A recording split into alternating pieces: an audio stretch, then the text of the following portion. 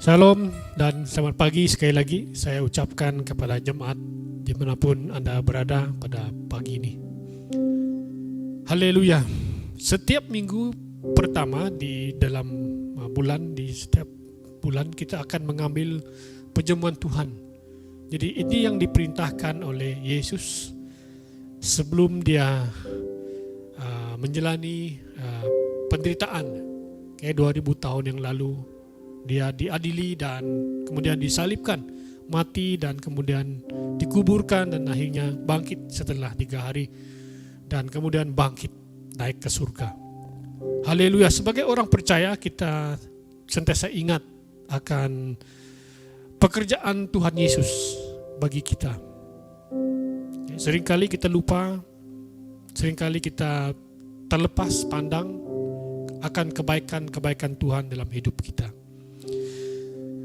Tetapi biarlah pada pagi ini, hari ini kita melihat kembali pengorbanan Yesus di mana dia sendiri memberikan tubuhnya buat kita sehingga kita ditebus dan dipulihkan hubungan kita dengan Allah.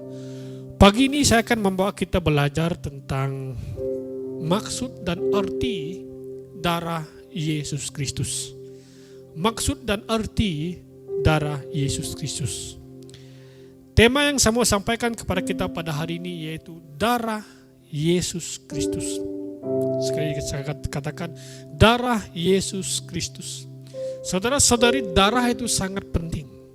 Oke, kalau hidup kita ini, tubuh kita ini tidak punya darah, darah kita berhenti mengalir maka akibatnya kematian. Jadi darah itu penting bagi tubuh manusia untuk meneruskan kehidupan. Oke. Dan darah itu juga penting untuk kita terus wujud di dunia ini. Di dalam darah terdapat nyawa ataupun kehidupan seseorang.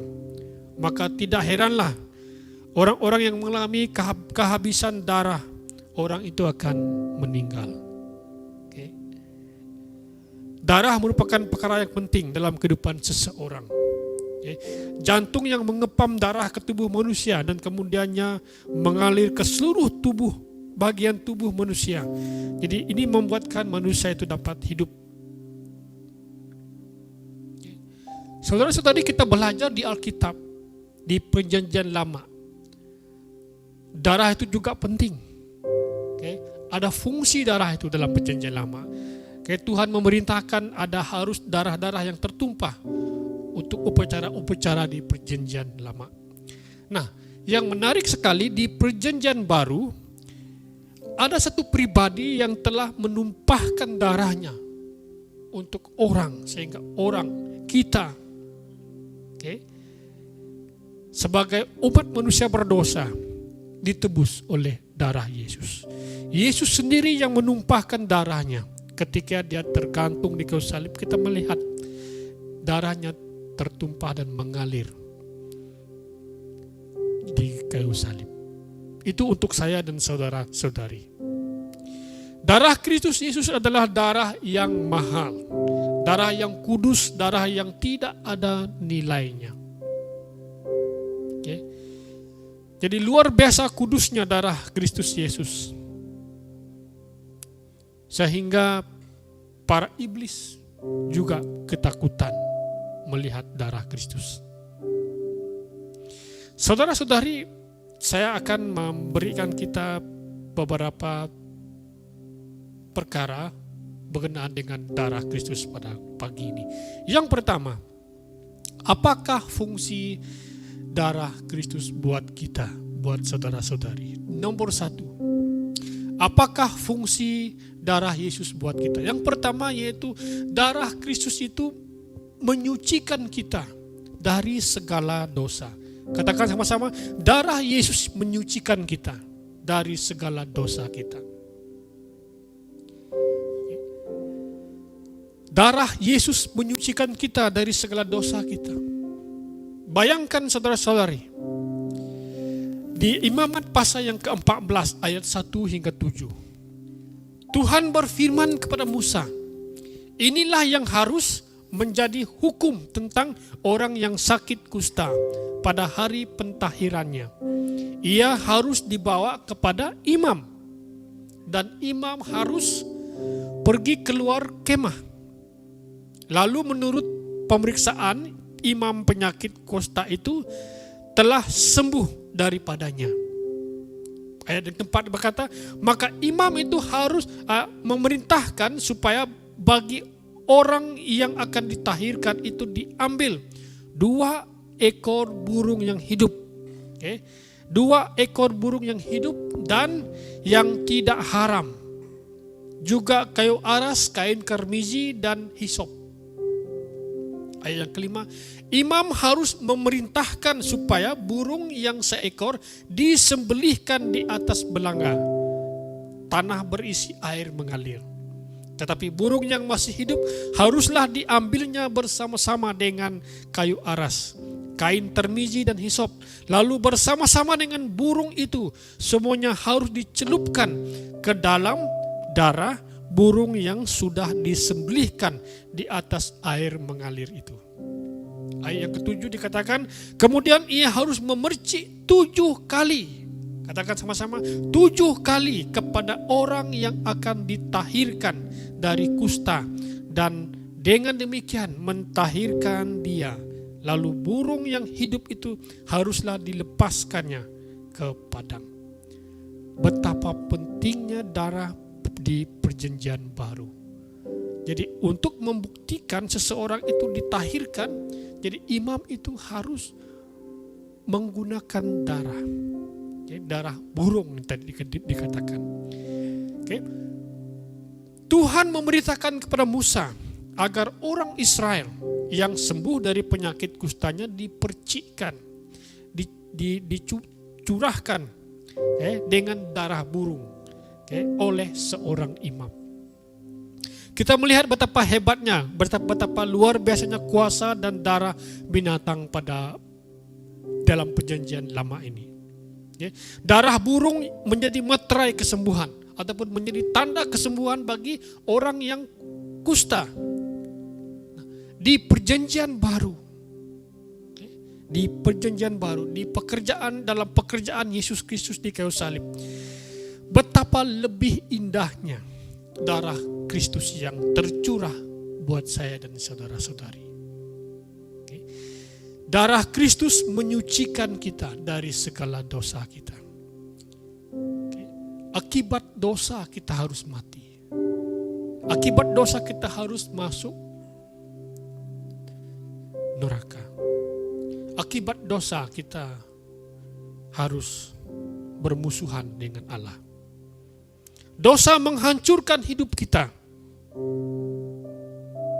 Saudara-saudari, jika selama ini Anda hidup dalam dosa, ingat, firman Tuhan hari ini berkata, dosa itu menghancurkan hidup kita.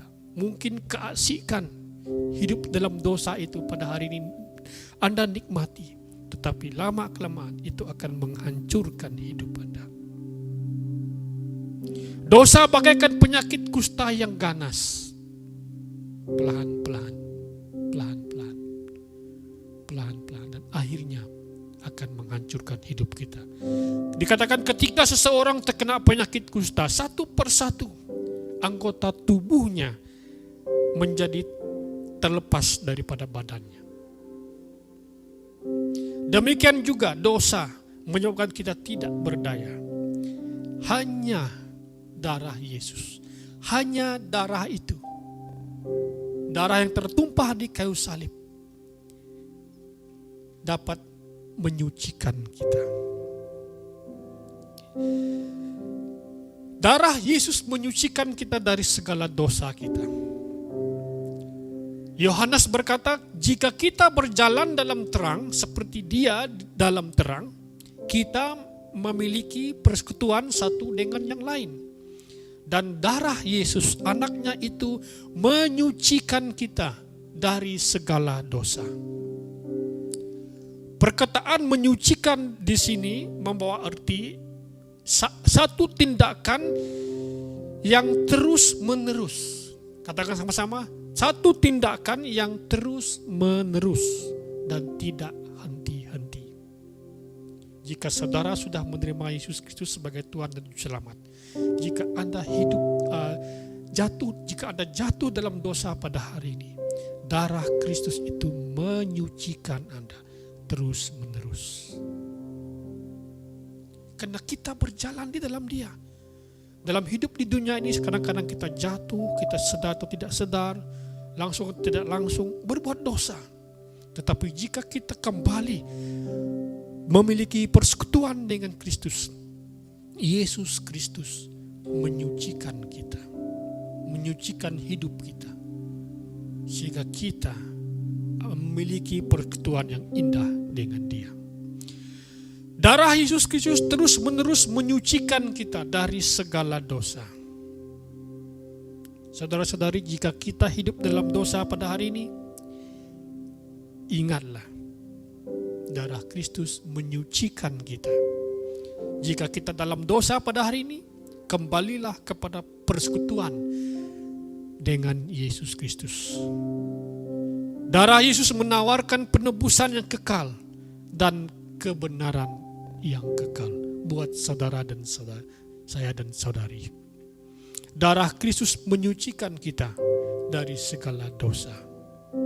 Haleluya. Kita berterima kasih karena setiap kali kita mengadakan perjamuan Tuhan, mengingatkan kita bahwa ada satu pribadi, yaitu darahnya yang tertumpah buat saya, menyucikan kita, menebuskan kita daripada segala dosa kita. Haleluya. Yang pertama, darah Yesus menyucikan kita dari segala dosa kita. Dan yang kedua, apakah fungsi darah Kristus bagi kita? Yang kedua, darah Yesus Kristus memberikan perlindungan. Haleluya. Darah Kristus memberikan perlindungan. Darah Kristus memberikan perlindungan. Jika Anda sedang bermimpi, sepertinya dikejar-kejar satu makhluk yang besar yang ingin membaham Anda. Katakan, dalam nama Yesus, dalam nama darah Yesus, darah Yesus selamatkan saya. Pasti Anda akan ditolong. Darah Kristus memberikan perlindungan. Keluaran pasal 12 ayat yang ke-12 dikatakan, pada malam itu aku akan menjalani tanah Mesir. Ini kata Tuhan kepada Musa. Seperti yang kita tahu, Tuhan mengirimkan malapetaka kepada Israel, kepada orang Mesir. Oleh karena Firaun tidak mau melepaskan anak-anak Israel, orang-orang Israel daripada perhambaan Mesir. Dan Tuhan memerintahkan Musa untuk menjadi mediator bagi Firaun dan umat Israel. Maka Firaun masih lagi berdegi tidak membenarkan mereka dilepaskan. Dan akhirnya Tuhan memberikan tulah ataupun kematian terhadap anak-anak sulung orang Mesir. Dikatakan, aku akan menjalani tanah Mesir dan semua anak sulung dari anak manusia sampai anak binatang akan kubunuh. Kalau Tuhan jalan, dikatakan pada waktu ini dikatakan akan ada kematian. Dan kepada semua Allah di Mesir akan kujatuhkan hukuman. Akulah Allah Tuhan. Ayat yang ke-13 menarik. Dan darah itu menjadi tanda bagimu pada rumah-rumah di mana kamu tinggal. Apabila aku melihat darah itu, maka aku akan lewat daripadamu.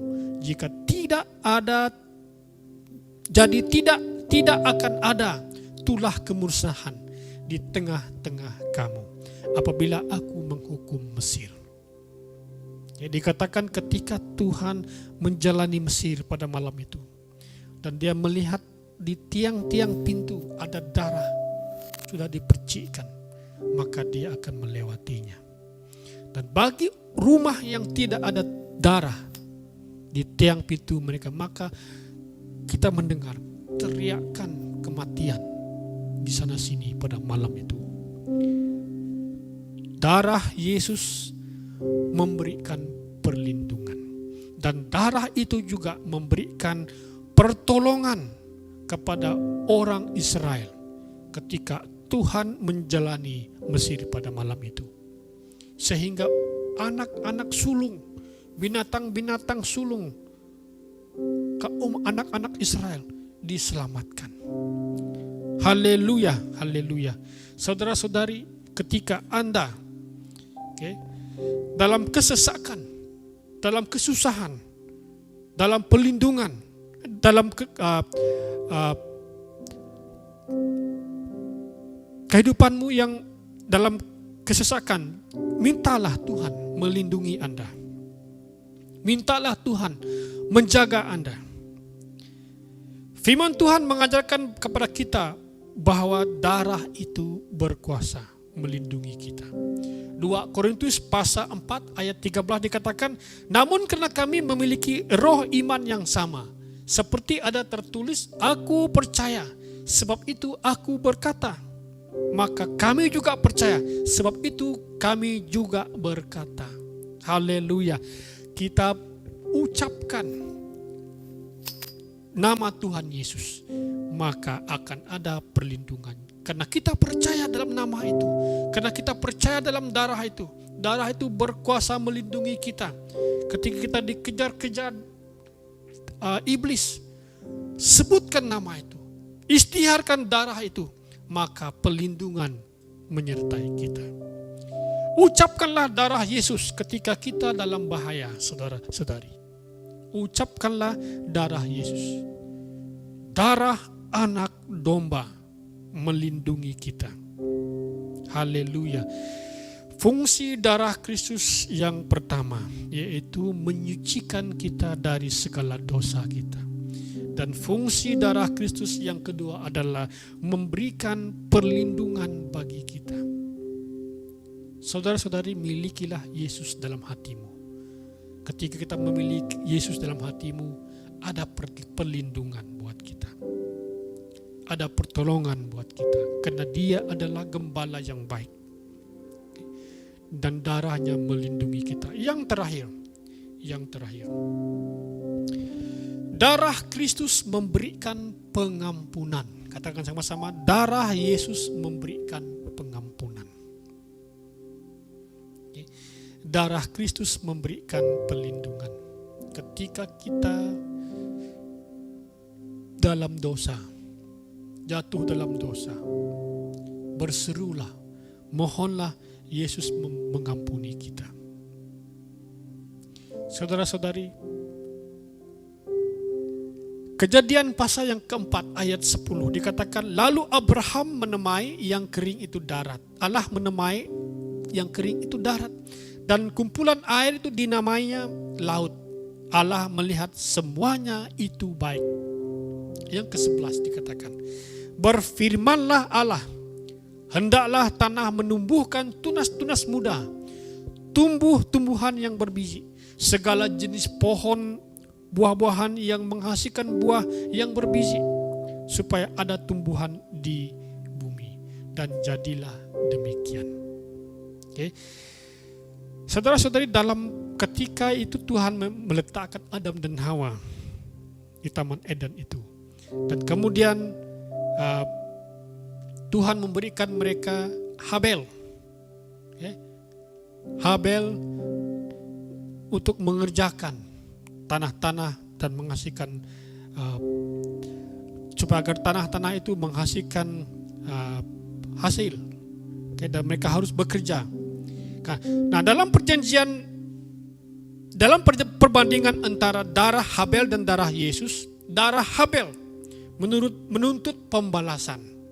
Okay, sedangkan darah Kristus, Yesus meminta pengampunan.